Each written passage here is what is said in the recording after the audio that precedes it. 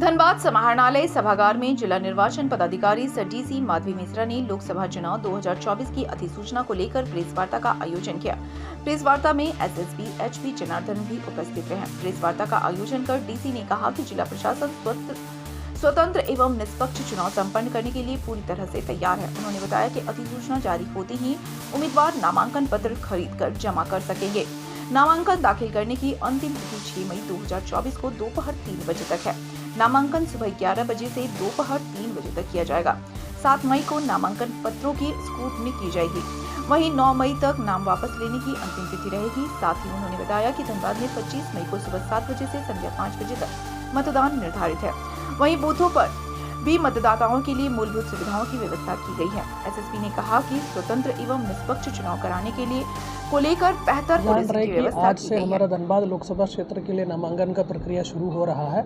उसी के लेके हम लोग nomination day security plan already बना चुका है। उसमें पूरा कलेक्ट्रेट और इर्द गिर्द का एरिया का सिक्योरिटी सिटीएसपी धनबाद के ओवरऑल कंट्रोल में रहेगा। उसमें हम लोग टोटल 3 डीएसपी को लगाया गया है। एक डीएसपी हमारा मेमको मोड में वहाँ पे गाड़ी रोक करके गाड़ी को वहाँ पे पार्क करने में हमारा डीएसपी ट्रैफिक का रिस्पॉन्सिबिलिटी दिया गया। और डीएसपी हेडक्वार्टर 1 यहाँ पे कलेक्ट्रेट का मेन गेट में रहेंगे। उनका दायित्व यही होगा कि मात्र 5 आदमी उनका बॉडीगार्ड के साथ अंदर आ जाएंगे। उसके बाद आरओ चैम्बर के बाहर डीएसपी हेडक्वार्टर 2 रहेंगे। उनका भी बेसिकली यही दायित्व है कि इलेक्शन कमीशन के द्वारा दिया गया निर्देश के अनुसार जो 5 आदमी को आरओ चैम्बर के अंदर घुसना है वो इंश्योर करने के लिए वो रहेगा। इसके अलावा हम लोग और फोर्सेस का डिप्लॉयमेंट पूरा धनबाद में किया है, क्योंकि नॉमिनेशन के टाइम में वीआईपी लोगों का मूवमेंट बहुत होता है।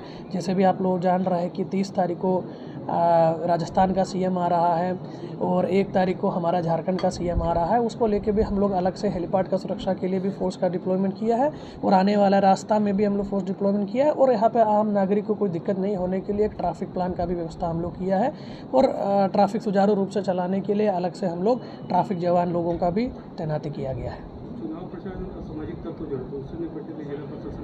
जैसे कि मैंने आपको अभी ब्रीफिंग में बोला जा चुका है कि टोटल जो पिछले 10 साल में जो भी असामाजिक तत्व हमारे यहाँ पे एफआईआर किया है, ऐसे एफआईआर हुआ है, ऐसे लोगों को हम लोग चिन्हित करते हुए उन लोगों के ऊपर हम लोग प्रिवेंटिव एक्शन का कार्रवाई किया है।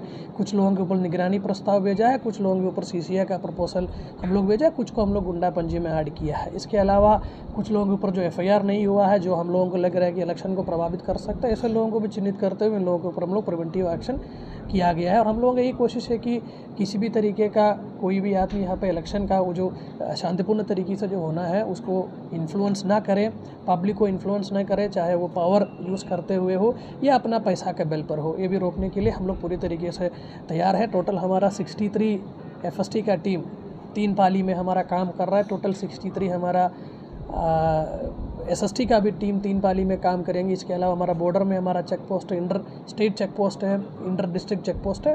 पूरी तरीके से पुलिस और मजिस्ट्रेट लोग मुस्तैद है। हम लोग अपना काम अच्छा तरीके से कर रहे हैं। हमारा यही कोशिश होगा कि इस बार हमारा जो इलेक्शन है फ्री एंड फेयर, बिना किसी को दबाव दे के, बिना दबाव में आके करवाने का कोशिश हम लोग कर रहे हैं। टोटल हमारा 118 बूथ इस बार नक्सल प्रभावित एरिया में आ रहा है। वहाँ का सुरक्षा के लिए, वहाँ पे इलेक्शन शांतिपूर्ण तरीके से करवाने के लिए, इंसिडेंट फ्री करवाने के लिए हम लोग वहाँ पे ऑलरेडी एरिया डोमिनेशन का काम कर रहा है। डीमाइनिंग का कार्रवाई हम लोगों का चल रहा है।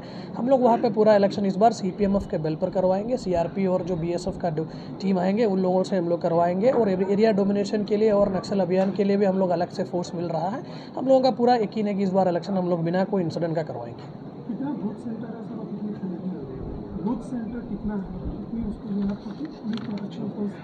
नहीं, एक्चुअली हम लोगों का हर बूथ में हमारा पुलिस फोर्स रहेंगे।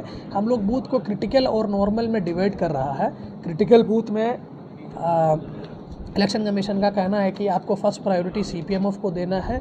अगर सीपीएमएफ आपके पास उतना पर्याप्त संख्या में नहीं है तब आप उसमें डीएपी लगाने का बात है। और नॉर्मल हमारा बूथ में हम लोग डीएपी से हम लोग अपना काम करवाएंगे। लोकसभा क्षेत्र के लिए नामांकन की प्रक्रिया शुरू हुई है। इसका गैजेट नोटिफिकेशन झारखंड सरकार में गैजेट नोटिफिकेशन कर दिया गया है। जिला प्रशासन के द्वारा भी, निर्वाची पदाधिकारी के द्वारा भी प्रारूप 1 का प्रकाशन कर दिया गया है। आप सभी को इसमें नामांकन की जो तिथियां हैं उसके बारे में अवगत करा दें। नामांकन आज से प्रारंभ होगा। 11 से 3 बजे के बीच में आरओ जो निर्वाची पदाधिकारी हैं, जो कि डीसी का चैम्बर है, वहाँ पर नामांकन लिया जाएगा। नामांकन दाखिल करने की अंतिम तिथि 6 मई है 3 बजे तक। नामांकन समीक्षा यानी नॉमिनेशन स्क्रूटनी हम लोग 7 तारीख को करेंगे 11 बजे से समीक्षा की समाप्ति तक। 9 मई को 3 बजे तक कैंडिडेट अपना नाम वापस ले सकेंगे। उसके बाद हमारा 7A है वो फाइनल होगा और मतदान अगर आवश्यक हुआ, यदि कोई निर्विरोध निर्वाचित नहीं होते हैं, अगर आवश्यक हुआ तो 25 मई को 7 से 5 बजे, सुबह 7 बजे से 5 बजे तक इसका मतदान कराया जाएगा धनबाद लोकसभा क्षेत्र के लिए। नामांकन को लेकर के हम लोगों ने यहाँ समाहरणालय परिसर में पूरी सुरक्षा की व्यवस्था करी है और यहाँ पर CCTV और पुलिस और मजिस्ट्रेट सभी की प्रतिनियुक्ति करी गई है। जैसे मैंने आपको बताया कि 11 से 3 बजे के बीच में नामांकन किया जाएगा, आज से लेकर के 6 तारीख तक। के लिए तो हम लोग लगातार बूथ पर AMF की सुविधा इंश्योर करने की कोशिश कर रहे हैं। हम लोगों ने बहुत हद तक ये सुविधाएं इंश्योर भी कर ली हैं। कहीं कहीं पर कुछ कमियां हैं जिसका लगातार हमारी पूरी टीम BDOs, COs, AROs और हम लोग भ्रमण करके सुनिश्चित कर रहे हैं। ख़ास तौर से जो ज़िला प्रशासन का मौसम को देखते हुए फोकस रहेगा 25 तारीख का, वो है पीने योग्य पानी की सुविधा। तो हम लोगों ने सभी BLO से ये उनको निर्देशित किया है कि पानी पीने का तो वहाँ रखेंगे ही, साथ ही एक घड़े का व्यवस्था करेंगे ताकि पीने योग्य पानी हम लोग मतदाताओं को और वहाँ पर जो भी मतदान के हमारे पोलिंग ऑफिसर्स होंगे उन सब के लिए पीने योग्य पानी की व्यवस्था कर सकें। AMF में जैसे आपको पता है कि रैंप की सुविधा तो कंपलसरी है, तो इसलिए जो भी हमारे दिव्यांग हैं वो उनके लिए एक्सेसिबल इलेक्शन को देखते हुए बूथ को भी एक्सेसिबल बनाया गया है।